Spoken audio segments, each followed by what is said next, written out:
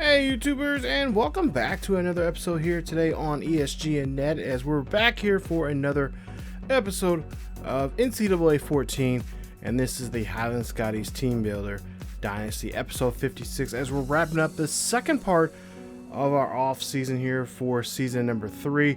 Getting ready to go to season number 4 here today. We're going to show you guys some of the last minute players that we're trying to recruit here as we try to get into season 4. Of course, season 4 is going to be difficult for us because there's going to be a lot of different changes. To be quite honest, there's going to be some changes pretty much completely on the offense and the defensive side of the ball here today.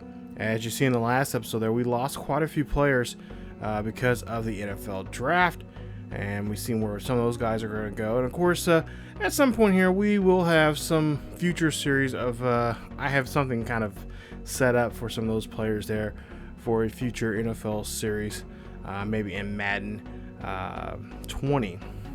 But also, you know, and then also because we could do some kind of single series with a career mode of one of those players or whatever. But as you see here on our recruiting board here, these are some of the last players that we're trying to recruit here that are kind of sitting on the fence here. Some of them are, well, actually quite a few of them are a long shot for us. As you can tell there, Charles Massey will not be joining us. He is now committed to Tennessee. Jacob Benson, he is going to Washington, and Jose, I should say Jesus Reyes going to Colorado. Now we do get TJ James and Brian Yankee.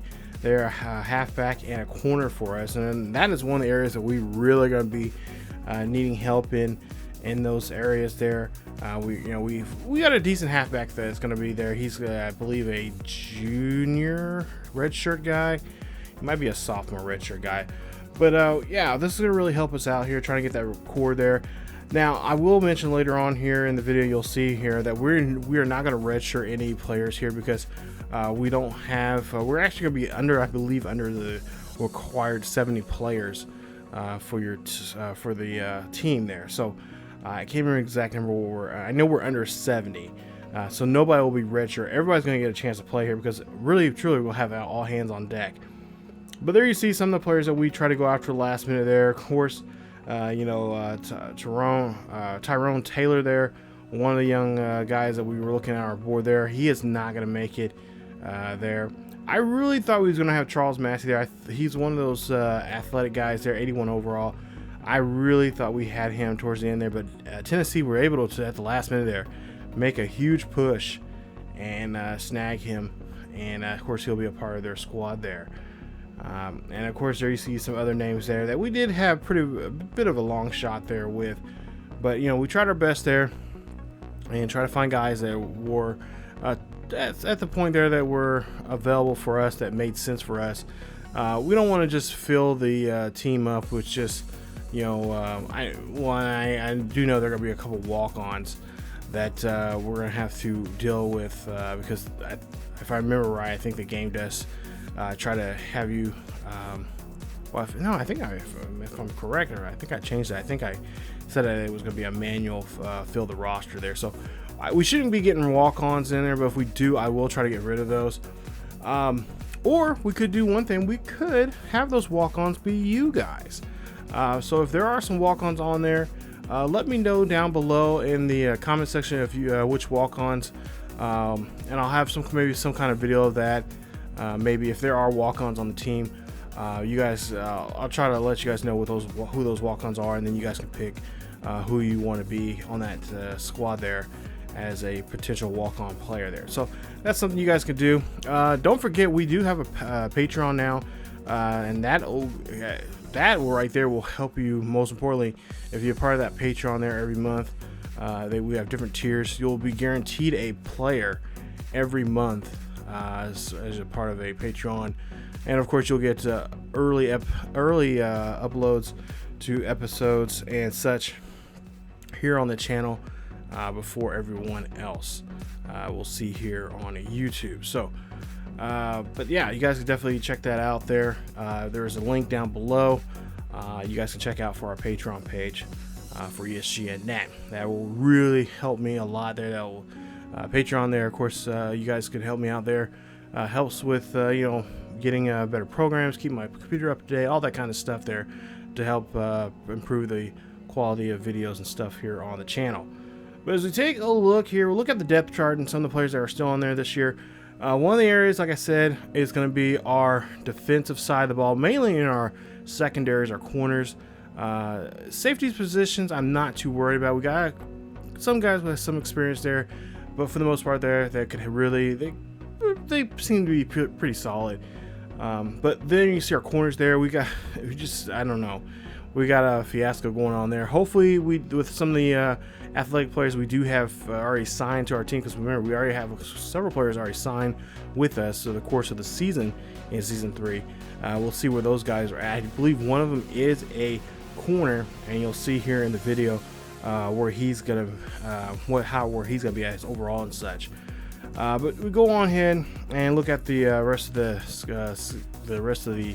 depth chart there. Now we took a look at the top classes there. There you see we have 4 4-stars, 3 3-stars, 2 5-stars, and of course 1 star with 24 prospects in total. So we're 19th in when it comes to class ranking for top classes in the NCAA going into this season. Now, of course, number 1 there is Texas with 3 5-stars, 9 4-stars, 12 3-stars, no 2-stars or 1-stars there for them, as they finished 8-4 last season, 6-3 in the Big 12, and they are going to be ranked 17th in the nation.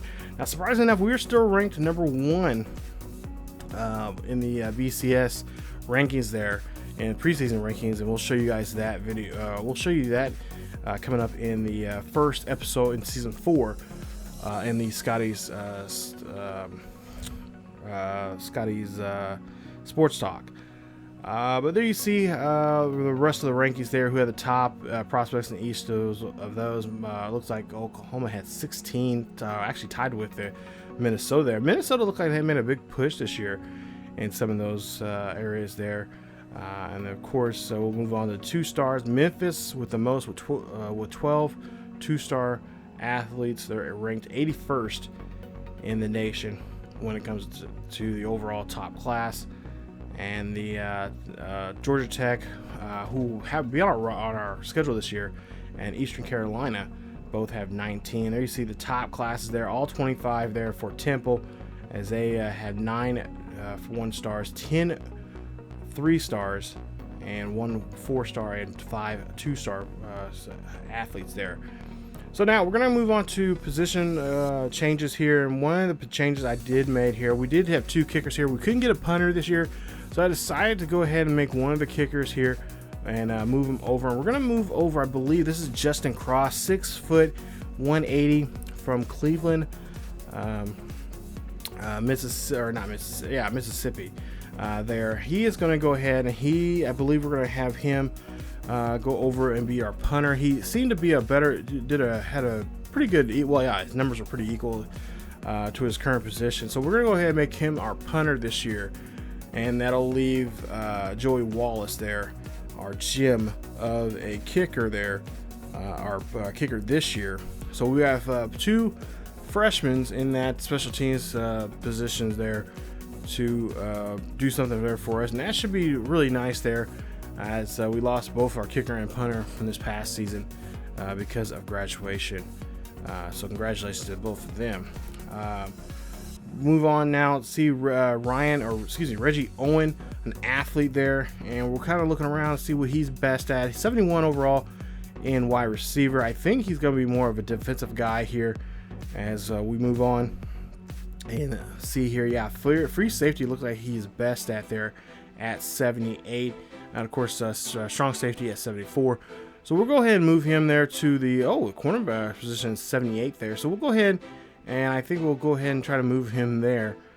But I was kind of looking at comparing here at this point here to see where he would be at. He would be right under our current guy right now. So we'll go ahead and do that there, as we do need some help. I'm going to stress this, need a lot of help there in that corner position there, as we've got a lot of young corners that will be coming in here this year. Sanders, only our junior, only our veteran player there that's going to be helping us out there. So help from a freshman like a 78 overall Owens is going to be very helpful there, especially with the 93 speed. And like I said, it will be a challenge for us because, like I said, this is not, this is a big rebuild.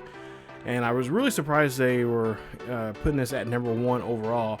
Now, I don't know if those rankings will change here. I know that's where they at least have us right now as the #1 team in the nation going into season 4 here. Move on now to Chad Godfrey, and we'll look at his numbers there. And he looks like he has pretty good numbers there as a halfback. So I believe, he could have even better numbers as a wide receiver. So we'll move him there. He's going to look like he's going to be the top wide receiver there. So as a freshman coming in here, he could take that top spot there with 95 speed there. That would be really nice there. See how a freshman wide receiver come in and play. We had a guy there in the last episode you've seen. He had a chance to, be there in that one of those be one of the top 3 wide receivers there. But he decided he wanted to go to UAB and play there.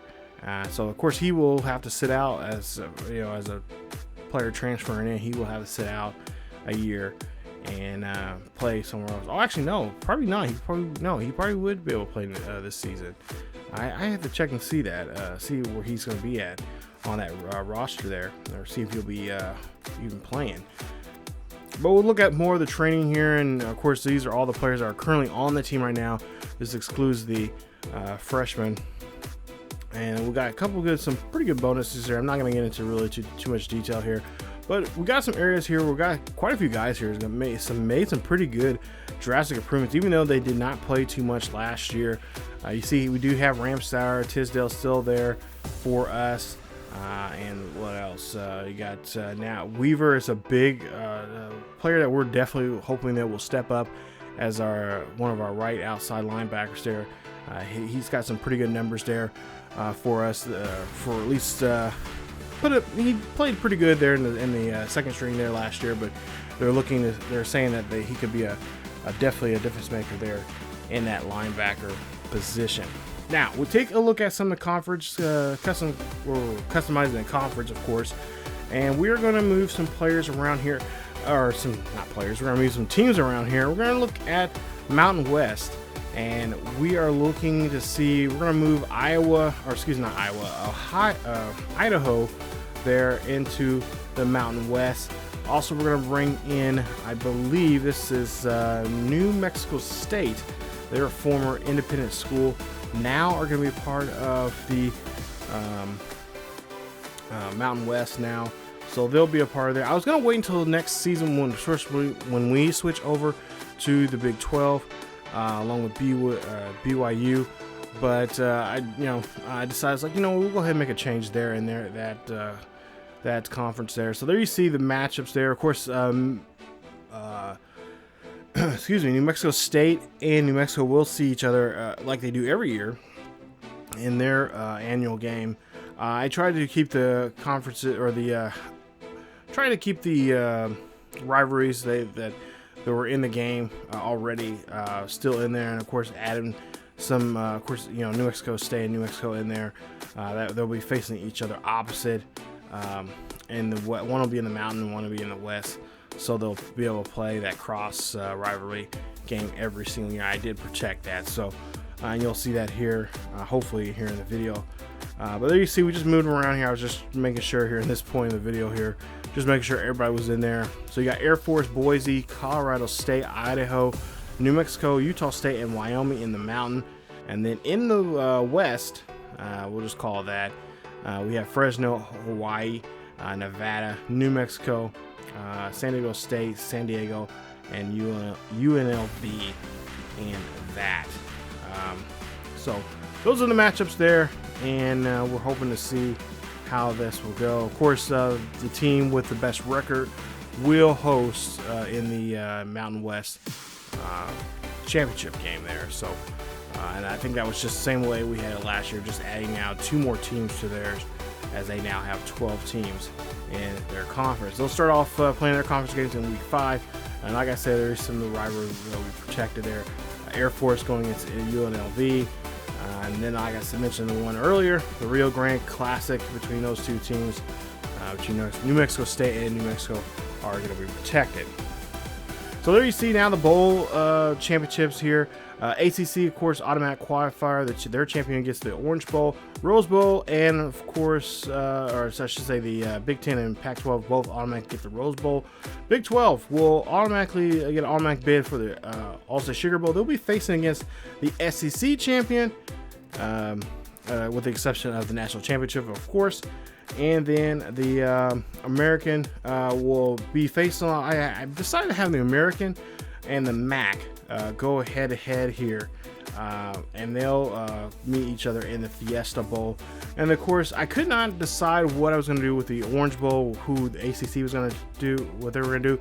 So whoever basically has, I believe it's the best record or whatever the committee decides, they'll pick who faces the ACC champion for the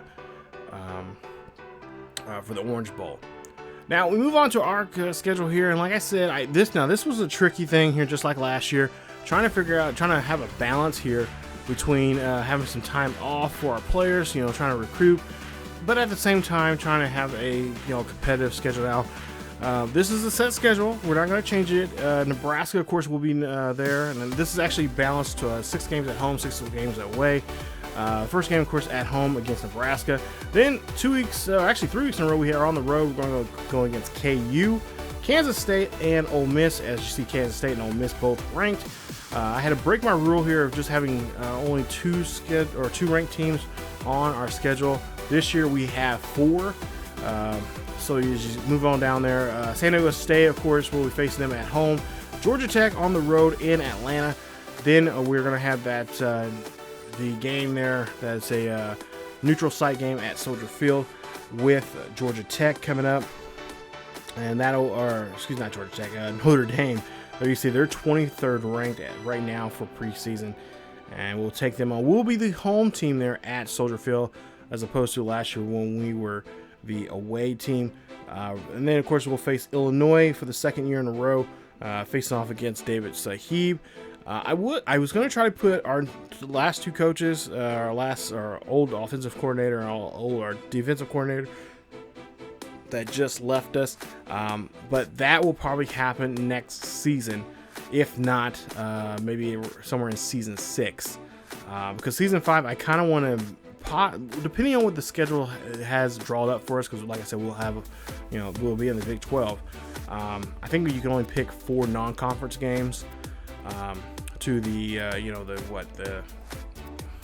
6 that you have to play against in conference, or no, 6, something like that. I forgot what it was, but anyway, we will try to see who we probably schedule, because other than that, season 5, I think I'm just going to do whatever the schedule is, that's what it'll be, and we'll just go from there.